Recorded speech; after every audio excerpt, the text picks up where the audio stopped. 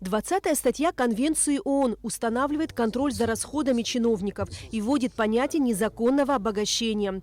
Согласно статье, если расходы чиновника значительно превышают его доходы, это может являться причиной отстранения от должности и возбуждения уголовного дела.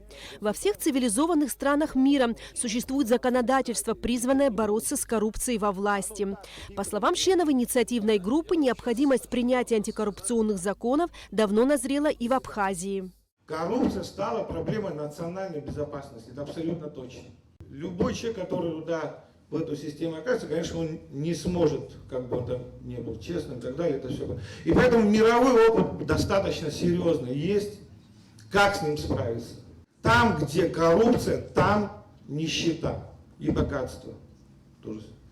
Это вот если взять индекс восприятия коррупции, там 180 государств, и возьмите благосостояние, тоже есть индекс развития человеческого потенциала, индекс там, ВВП на душу населения, и вы увидите, что есть прямая связь. Коррупция влечет бедноту, конфликты и все такое. И потеря суверенитета. О необходимости изменения законодательства в части борьбы с коррупцией в нашей стране говорят не первый год, а есть точнее с 2012 года. На протяжении последних лет инициативной группой проведена немалая работа. Благодаря их активной позиции данные законопроекты были направлены в парламент и рассмотрены в 2 чтениях. Вопрос 20 статьи и декларирования чиновниками собственности – это даже не вопрос коррупции, потерь и сворованных денег.